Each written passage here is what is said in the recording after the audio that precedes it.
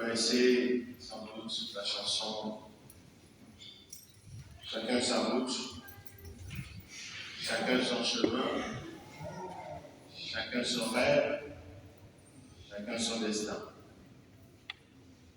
Chacun sa route.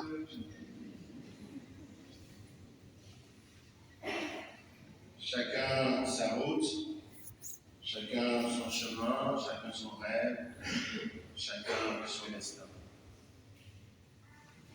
Imaginons que nous décidions de vivre littéralement cette réalité-là, chacun sa route, chacun son chemin. Et qu'en sortant de chez nous, nous prenions notre voiture, chacun sa route. Alors il suffit de passer devant l'église de Soigny à certaines heures. Vous avez beau avoir votre route, vous allez devoir être arrêté par la route des autres. Chacun sa route. Qui chez le médecin, qui chez le boucher, qui chez le pharmacien, qui pour aller à la gare, qui pour aller faire à manger, qui pour aller aux toilettes, qui.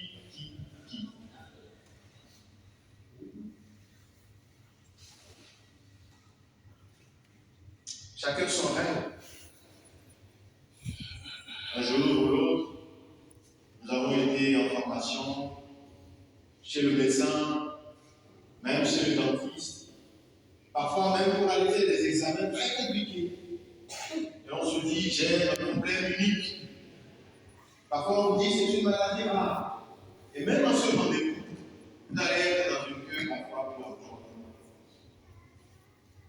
Pourtant, chacun sa route, chacun son chemin. Très tôt, nous nous évertuons de manière plus positive à trouver notre route. Qu'est-ce que c'est vital dans la vie? De trouver sa route, de trouver son chemin, de voir réaliser son rêve, de voir sa destinée se déployer dans la vie professionnelle, dans la vie affective, dans notre vie spirituelle, de pouvoir voir se déployer ce que nous portons en nous.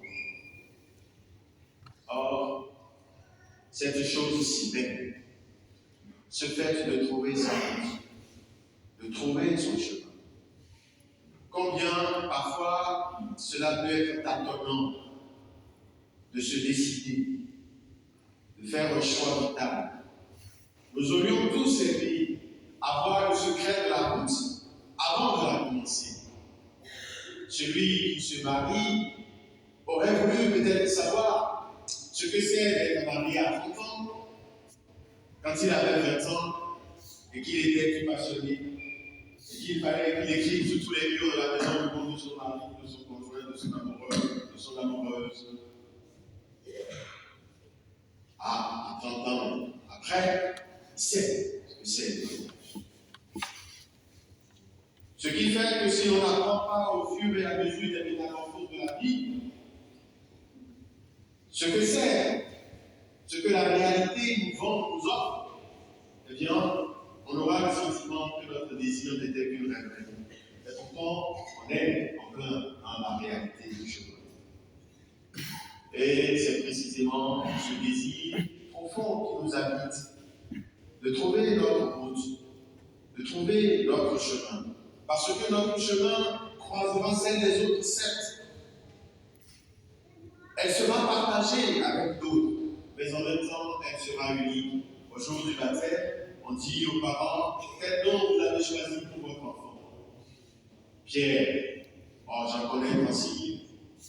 Mais on fait désormais ce nom, comme l'évêque le fera pour les capitulaires cet après-midi. Manon, me voici. Lucas, me voici. Maloni, me voici. Et peut-être que dans l'Assemblée, quand on appelle une paroisse, il y a une autre Manon, il y a un autre Lucas, il y a un autre Maloni. Mais pourquoi on appelle notre prénom de manière particulière? Parce que Dieu ne vous confondra pas. Parce que Dieu sait que mon destin est unique. Parce que ma vie, dans ce que je vivrai au plus intime, ne ressemble pas au plus autre. On voit parfois des jumeaux, ils ont beau se ressembler, ils ont quand même des points de différence. Déjà, ils n'épouseront pas les mêmes. Chacun sa route, chacun son chemin. Mais comment faire pour bien suivre notre route?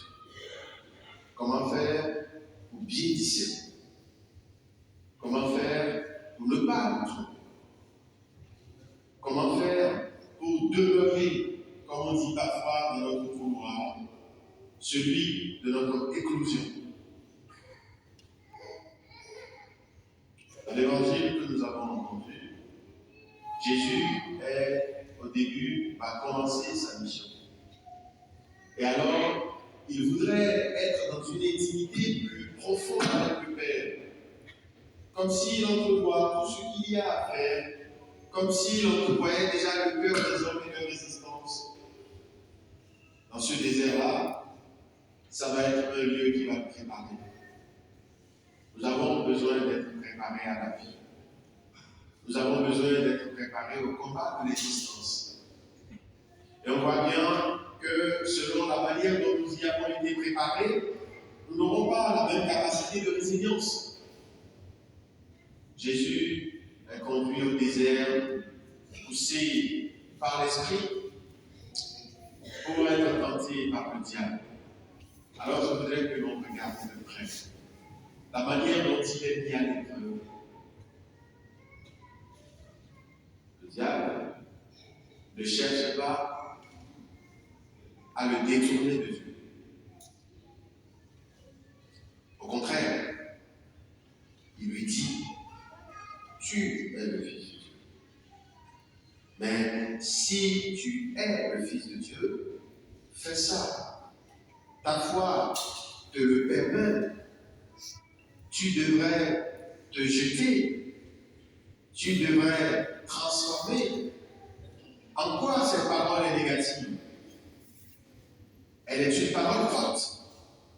Elle est une parole qui va chercher la foi dans ses ressources. Elle est une parole qui lui aide à être conscient de qui il est. Mais tu es fils de Dieu. Et si tu es fils de Dieu, alors regarde le spectacle du monde. Combien cela devrait t'appartenir? Pourquoi tu es dans une vie aussi précaire aussi? Pourquoi tu devrais manquer de quelque chose? Pourquoi toi qui es fils de Dieu, à qui tout doit appartenir? Mais pourquoi? Pourquoi tout n'est pas à toi? Pourquoi avec tes efforts? Pourquoi avec tout ce que tu fais? Pourquoi après ces 40 jours, après ces 40 années, après tant de temps? Voilà la musique. Mais c'est vrai. Si Dieu donne tout, il y en a qui sont de gros pervers, qui sont millionnaires, et qui font des choses pareilles et qui ont de l'argent, et à qui rien ne manque. Et moi, je me demande que rien pour acheter un petit studio pour mon fils ou pour faire ceci. Est-ce que je demande normal? Si Dieu a tout, si tu es fils de Dieu, si tu es fils de Dieu, regarde la solitude que tu vis, regarde ce que les gens font. Avec tout le bien que tu as fait, tu pourrais. Adam et Ève, nous l'avons entendu dans la première lecture, eux, ils ont entendu cette musique. Ils étaient sereins dans leur relation avec Dieu.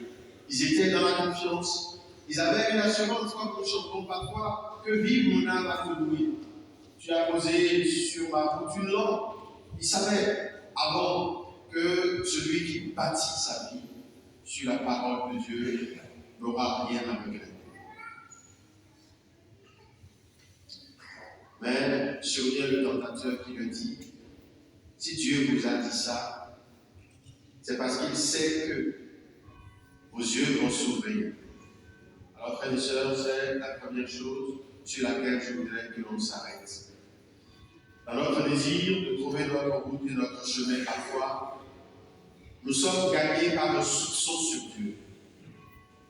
Et si nous ne sommes pas guéris de ce soupçon, et il y a tant de joie dans notre monde aujourd'hui pour infuser à notre cœur un soupçon sur Dieu. Pourquoi Dieu a fait ça? Pourquoi il m'empêche d'eux? Ça peut être dans une épreuve. Je pense à cette jeune femme qui, à peine la trentaine,